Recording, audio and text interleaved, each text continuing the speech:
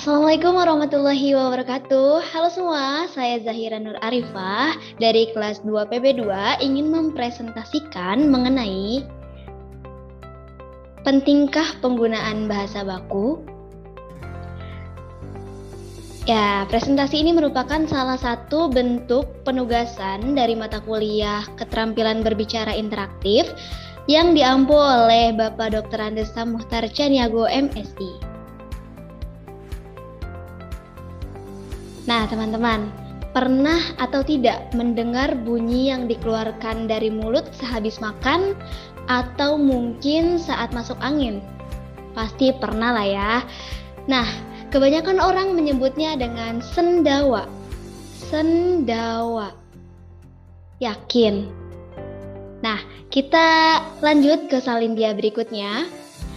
Ternyata teman-teman, di dalam KBBI atau Kamus Besar Bahasa Indonesia, jawaban yang tepat dari pertanyaan saya sebelumnya adalah serdawa. Serdawa adalah bunyi yang keluar dari kerongkongan, biasanya apabila masuk angin atau sesudah makan kenyang. Sedangkan sendawa adalah bahan kimia kalium nitrat, digunakan sebagai bahan campuran pembuatan mesiu. Jadi, untuk konteks bunyi yang keluar dari mulut saat kenyang atau saat kita masuk angin adalah serdawa, bukan sendawa. Nah, ternyata beda satu huruf saja itu bisa mengubah makna dari apa yang kita maksud ya. Nah, selanjutnya ada kasus lagi nih teman-teman. Teman-teman pernah atau tidak mendengar kalimat ini? Mari sama-sama kita mawas diri. Pasti pernah lah ya. Nah, apakah diksi yang digunakan sudah tepat? Kita lihat pada salindia berikutnya. Nah, jadi menurut KBBI ternyata yang benar adalah wawas. Nah, wawas ini merujuk kepada mewawas yang berarti meneliti, meninjau, memandang, mengamati. Sedangkan mawas berarti orang utan yang bernama Pongo Pygmachus. Wah, ternyata dalam konteks mawas diri tadi, frasa yang tepat adalah wawas diri, bukan mawas diri. Terbayangkan jika kata mawas yang dipakai, makna yang dimaksud merujuk kemana? Nah, teman-teman, dari kedua kasus tadi timbullah pertanyaan, pentingkah menggunakan bahasa baku? Jawabannya sudah pasti penting sekali, karena salah satu huruf atau kata saja yang salah itu bisa jadi menimbulkan ketidaksamaan dengan makna yang dimaksud oleh penutur. Nah, ngomong-ngomong mengenai kata baku, timbul lagi pertanyaan, apa itu kata baku? Kata baku adalah kata yang cara pengucapannya atau penulisannya sesuai dengan kaidah yang dibakukan. Nah, kaidah yang dibakukan ini terdapat di dalam Pedoman Umum Ejaan Bahasa Indonesia atau PUEB, Tata Bahasa Baku Bahasa Indonesia atau TBBBI, dan Kamus Besar Bahasa Indonesia atau KBBI. Nah, lalu apa sih fungsi dari kata baku sehingga kita harus menggunakannya dalam bertutur terlebih dalam ragam formal? Nah, ini dia fungsinya. Yang pertama, sebagai pemersatu. Maksudnya adalah untuk menghubungkan semua penutur dari berbagai macam bahasa daerah yang berbeda-beda. Nah, dengan penggunaan bahasa baku dapat dijadikan pemersatu masyarakat-masyarakat daerah menjadi satu bangsa, yaitu bangsa Indonesia. Nah, lalu fungsi yang kedua adalah fungsi pemberi kekhasan, yaitu membedakan bahasa itu dari bahasa yang lain. Misalnya, bahasa Indonesia itu berbeda ya dengan bahasa Melayu atau bahasa Malaysia. Terkadang ada kata yang kurang lazim di Indonesia, tetapi lazim di Malaysia. Contohnya kata budak. Di Indonesia, kata tersebut mengarah pada seseorang hamba sahaya. Sedangkan di Malaysia, kata budak itu lebih mengarah pada anak-anak. Lalu fungsi yang ketiga adalah fungsi pemberi wibawa. Yang dimaksud di sini adalah pemilihan bahasa baku membawa satu wibawa atau suatu prestasi seseorang. Bagi seorang penutur atau pembicara yang mahir berbahasa Indonesia yang baik dan benar di suatu masyarakat akan memperoleh wibawa di mata masyarakat tersebut. Lalu fungsi yang keempat adalah fungsi kerangka acuan, yaitu untuk menerapkan pemakaian dan kaidah bahasa menjadi dasar benar atau tidaknya pemakaian bahasa itu. Oleh karena itu, kumpulan unsur bahasa yang disebut kosakata perlu ada pembakuan, misalnya kata cewek, enggak, dan entar. Kata-kata itu sudah menjadi bagian dari kosakata bahasa Indonesia tetapi tidak termasuk ke dalam kelompok yang baku atau kelompok formal. Nah, setelah kita tahu fungsinya, kita juga harus tahu macam-macam dari kata baku. Yang pertama, dari segi lafal. Lafal baku bahasa Indonesia adalah lafal yang tidak menampakkan lagi ciri-ciri bahasa daerah atau bahasa asing. Contohnya, sering kita melafalkan 6 menjadi 6, gubuk menjadi gubuk, dan duduk menjadi duduk. Seperti itu. Lalu, yang kedua itu dari segi ejaan. Ejaan bahasa Indonesia telah disempurnakan dalam suatu pedoman yang dikenal dengan nama PUEB atau Pedoman Umum Ejaan Bahasa Indonesia dan KBBI atau Kamus Besar Bahasa Indonesia. Selain yang terdapat di dalam PUEB dan KBBI, kata tersebut dianggap tidak baku karena PUEB dan KBBI merekam semua tutur kata masyarakat Indonesia. Contohnya, kata azan itu yang bakunya adalah azan karena serapan dari bahasa Arab. Sama juga dengan kata doa itu diserap ke bahasa Indonesia tanpa apostrof karena ejaan bahasa Indonesia tidak lagi menggunakan apostrof. Lalu izin itu yang bakunya adalah izin dengan menggunakan huruf Z. Lalu yang ketiga adalah dari segi gramatikal. Secara gramatikal, kata-kata baku harus dibentuk menjadi kaidah-kaidah yang sesuai dengan gramatika. Contohnya pada kalimat beliau ngontrak rumah di Bogor. Seharusnya jika memandang sistem gramatika bahasa Indonesia, yang tepat adalah beliau mengontrak rumah di Bogor. Lalu yang keempat adalah dari segi nasional. Kata-kata yang masih bersifat kedaerahan, belum bersifat nasional, hendaknya jangan digunakan dalam karangan ilmiah atau dalam ragam formal. Kecuali kata-kata dari bahasa daerah itu sudah bersifat nasional, artinya sudah menjadi bagian dari kekayaan kosakata bahasa Indonesia. Contoh katanya yaitu lempeng. Lempeng ini berasal dari bahasa Betawi yang berarti lurus dan ngomong itu berarti bicara. Nah, lalu apa saja sih yang menjadi penyebab ketidakbakuan suatu kalimat? Nah, yang pertama itu pelesapan imbuhan. Contohnya tadi seperti kalimat mengontrak ya, mengontrak dilesapkan imbuhan me-nya menjadi ngontrak. Lalu yang kedua ada pemborosan kata. Contoh kalimatnya seperti ini, kepada hadirin kami mohon untuk berdiri. Nah, seharusnya tidak perlu menggunakan kata kepada, cukup hadirin kami mohon untuk berdiri. Lalu yang ketiga, penggunaan kata tidak baku.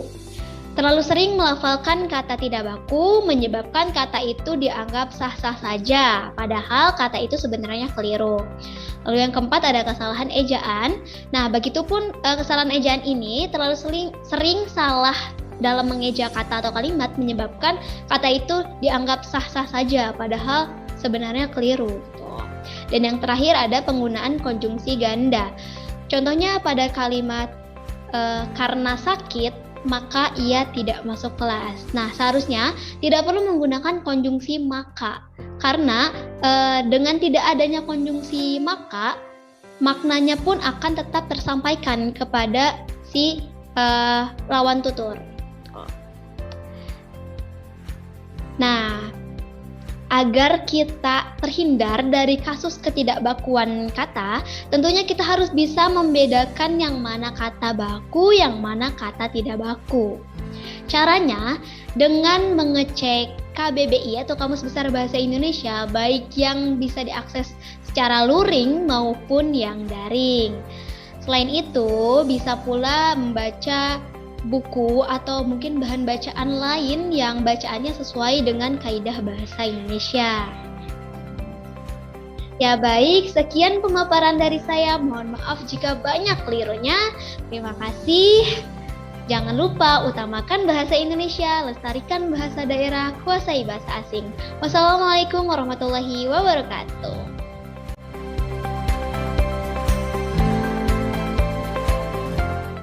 Assalamualaikum warahmatullahi wabarakatuh. Saya Nur Fadia Rahma dengan NIM 120161908.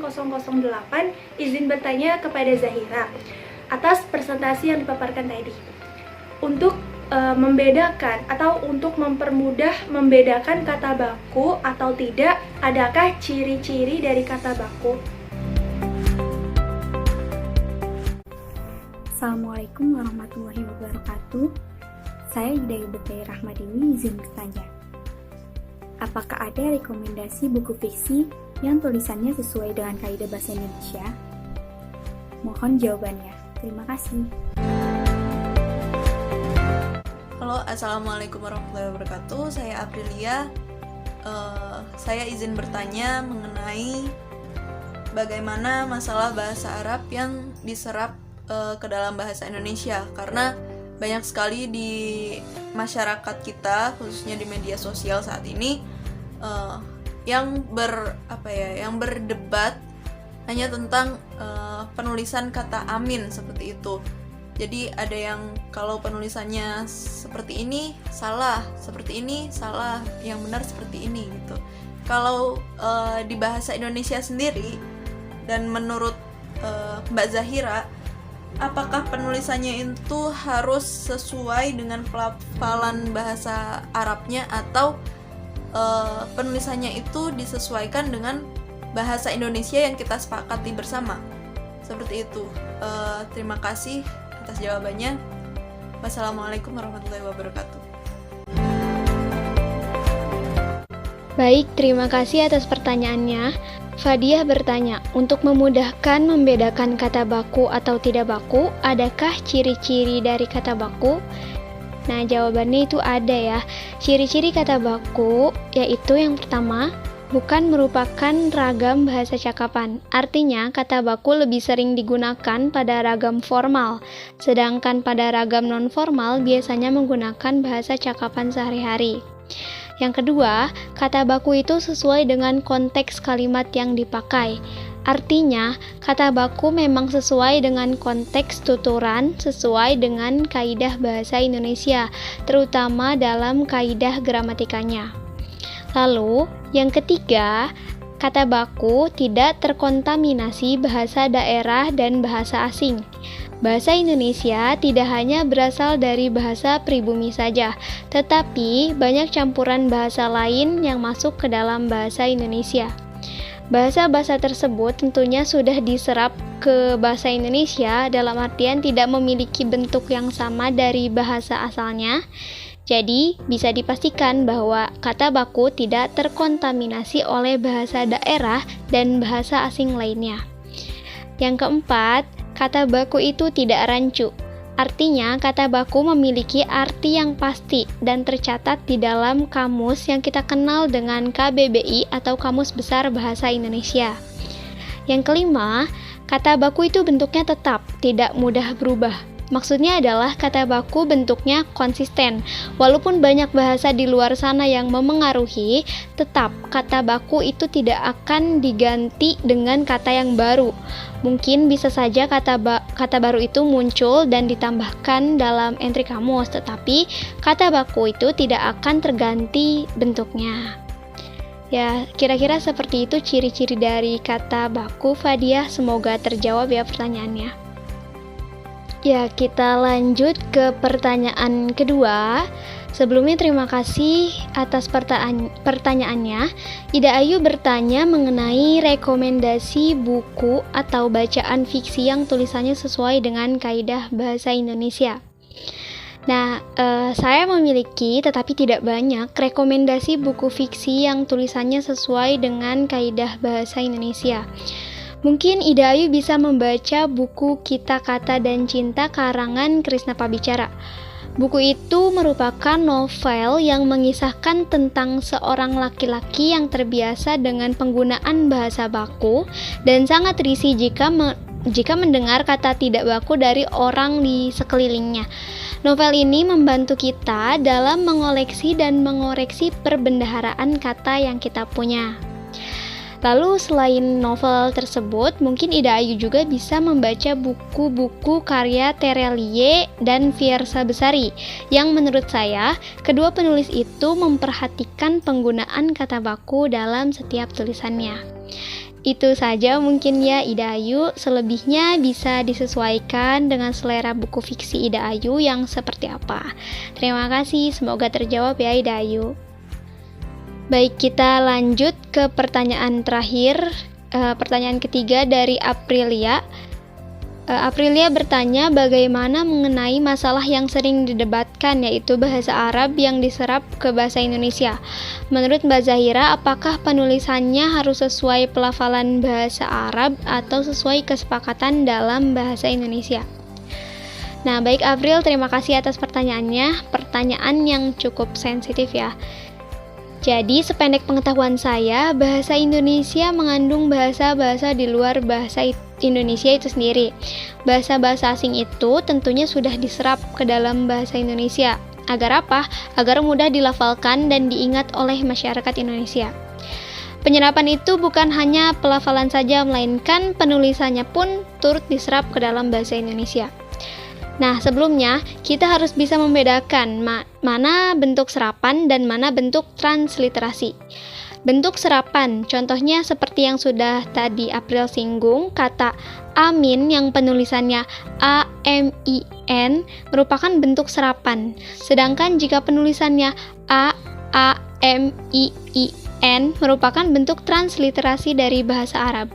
Kata amin, baik itu penulisannya sesuai yang sudah diserap maupun masih bentuk transliterasi, tidak akan mengubah arti bahasanya itu, karena tetap saja rujukan arti kata itu merujuk pada bahasa asalnya, yaitu bahasa Arab, hanya saja mengalami proses penyerapan ke dalam bahasa Indonesia. Jadi, sebaiknya penulisan kata-kata bahasa Arab atau bahasa lainnya disesuaikan dengan kata yang sudah diserap ke dalam bahasa Indonesia, apalagi dalam ragam formal. Sudah pasti kaidah kebahasaan harus diutamakan. Boleh saja mungkin jika ingin menulis dengan bentuk transliterasinya, asalkan tulisannya dicetak miring ya, agar kita bisa tahu bahwa bahasa itu merupakan bahasa asing. Begitu menurut pendapat saya, April, semoga terjawab ya. Terima kasih kepada teman-teman yang sudah berkontribusi bertanya. Semoga jawabannya bermanfaat. Mohon maaf jika masih banyak kelirunya. Mohon dikoreksi juga jika keliru. Wassalamualaikum warahmatullahi wabarakatuh.